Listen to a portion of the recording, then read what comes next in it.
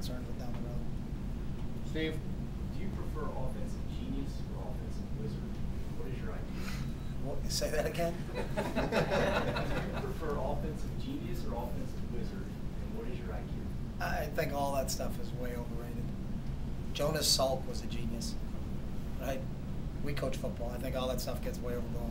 And we got really good players that are executing our game plan, so I really don't care what people call me. So. Do you know what your IQ is? No, I don't. Rob? Mason Foster, obviously. But just give me a good follow-up to that.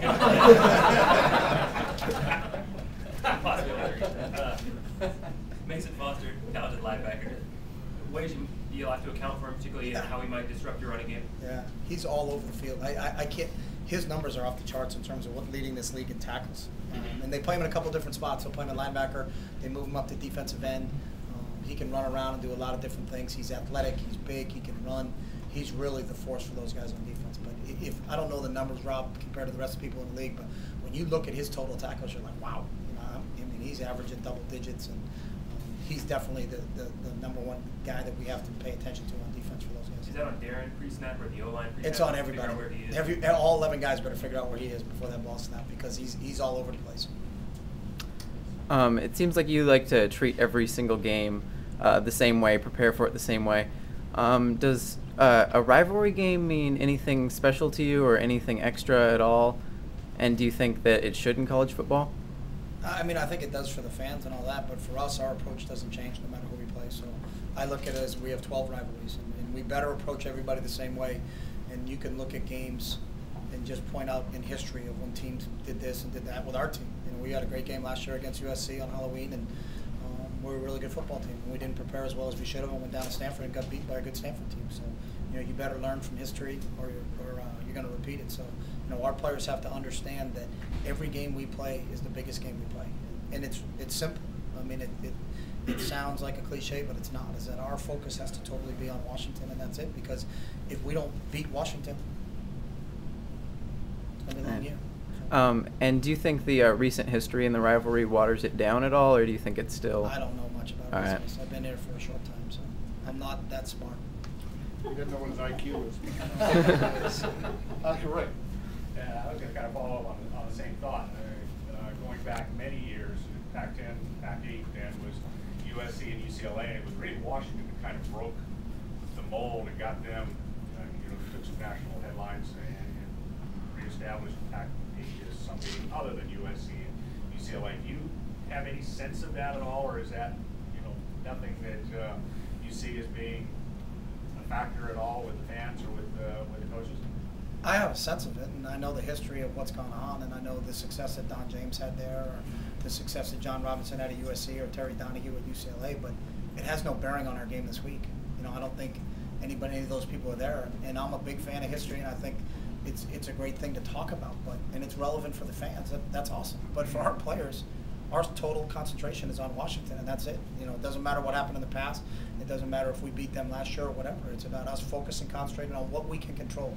And I've talked about it all the time. We don't govern our program by outside influences, because if we did, your head would spin. We don't have energy to talk about this rivalry or how many games have been won or what is the other thing, because when it all comes down to it, if we play harder than them, then we'll have an opportunity to win. If they play harder than us, then they're going to have the opportunity to win. So let's worry about what we can control.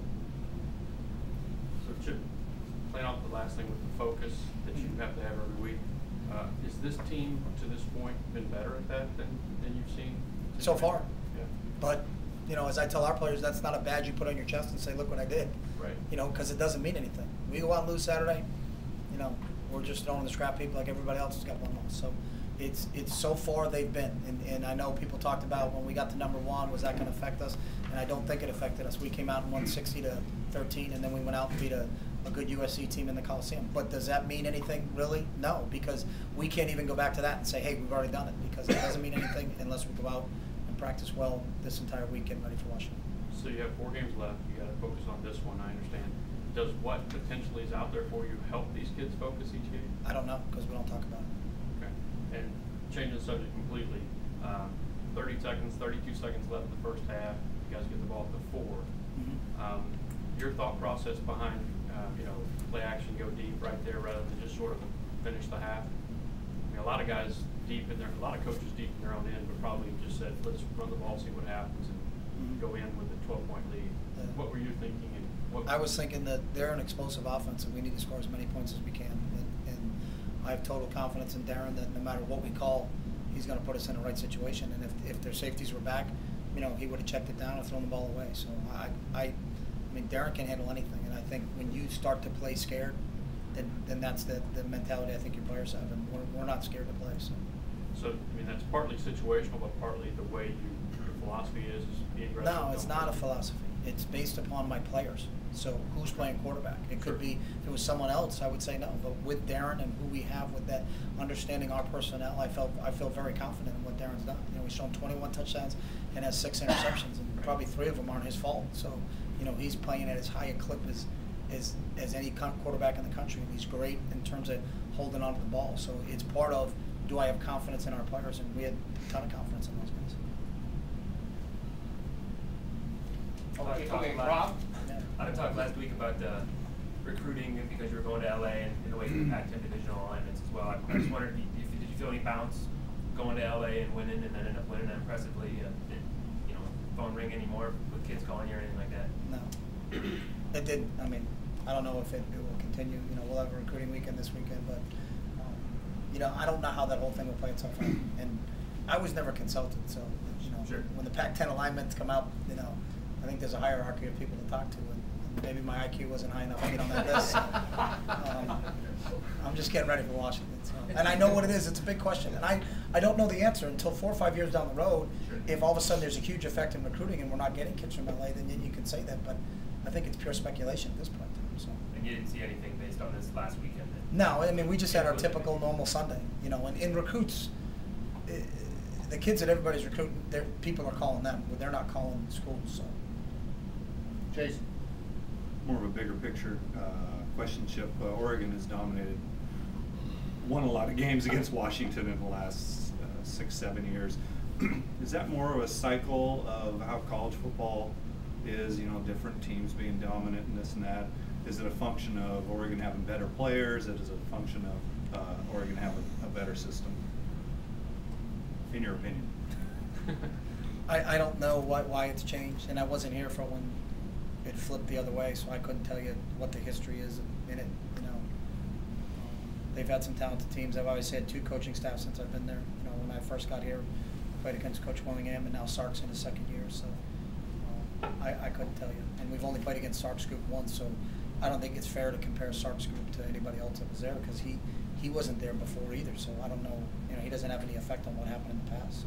What about your last 3 years though, since you've been But here? Sark's only been there 1 year, so it's us against that staff. It's not us against Coach Willingham's staff. So, you know, we're 1-0 against them, and that's how I look at it. So, you know, hopefully we can be 2-0 this Saturday, but we're going to have to go out and practice really hard to do that. Ken. You mentioned that your team, after they got the #1 ranking in the polls, sort of stuck to business and continued to win the day, or however you want to term it. They focused. Now they're consensus #1. You've had 2 days of practice. Have you seen any difference in the way they're preparing? Have I seen any difference? No. You know, and that's the good thing about this group, is that I don't think they get caught up in that.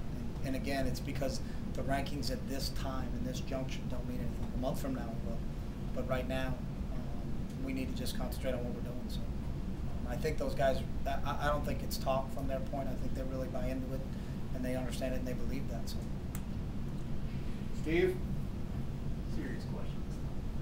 You hear sometimes in sports about good players who play even better when the stage is bigger. I know Coach Riley said that about Quiz on the Core Ballas. Do you feel like any of your players fit that mold at all with what you've seen as the stage has continued to grow? No, because we don't think the stages continue to grow. And then that's, I mean, you watch them, and you watch when good teams do what we did. We played New Mexico, and those guys played it like it was a Super Bowl, and that's why we won 72-0. You know, you see some teams come out in those games, and all of a sudden it's a 28-7 win or a 34-3 win. You know, they've done what they're supposed to do, no matter who they're playing. And I talk about people that don't worry about it. We talked about, I think before we played Portland State, about Secretariat. You know, that horse didn't care who it raced against. Line up and go. You know, Steve Prefontaine did not care who he was running against. He was going to run as hard as he can for as long as he can. And that's what I hope our attitude is in this football program. So, you know, I don't think anybody thinks the stage got bigger or the stage was bigger when we went to the Coliseum. You know, I think our guys play our style of football, and our style of football is that we're going to go out no matter who the opponent is and prepare as hard as we can and see if it's good enough when we get there on Saturday.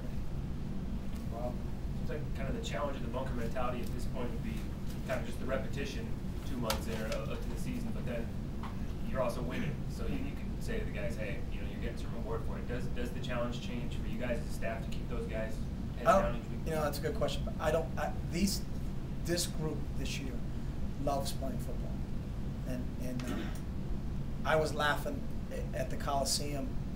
It was an hour and a half before the game, and I was sitting on a bench next to Helf and Scotty, and we were in our shirts and ties, and I looked up on the field, and there were 32 of our players playing catch, and they were running around like they were little kids. You know, I watched Kenny Rowe drop about 4 balls, and he's laughing, and USC was walking to the stadium, and I just looked at Helf, and he goes, "Do you want me to get him off the field?" And I was like, "These kids love football." You know, and I think that's where it doesn't get old if you love it. And these kids really love playing football. They love practicing football, and they love playing football. And that's what's unique about this group. And so I haven't had to address it. You know, if you see signs, then, yeah, as a coach, you're like, hey, we need to make sure that we talk to these guys about this, or this is getting stale, or maybe we need to change, you know, some of these things. But so far, that hasn't happened. So. Jared? Coach, you've taught these guys the win the day attitude on the football field. Have you really pushed that to them in their life classroom when they're away from football as well? Yeah, it's everything. I mean, you just can't be one-dimensional.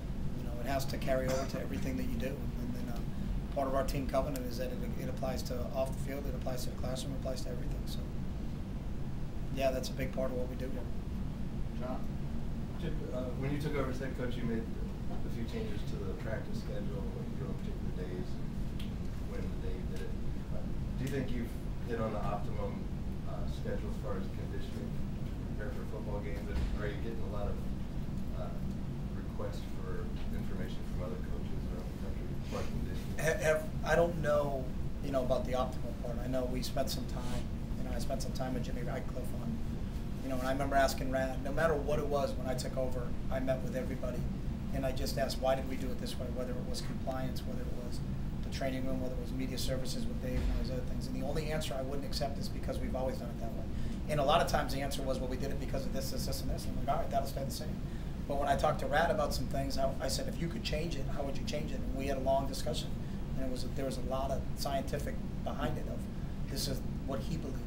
And one of the things he told me is, but you won't do that because people don't practice like that. And I said, I'll do it if I believe it's beneficial to us. So is it optimal? I don't know. I know it fits for our guys. But there's got to be a lot of different things. You know, a lot of things happen with class. You know, a lot more classes are offered here in the afternoon.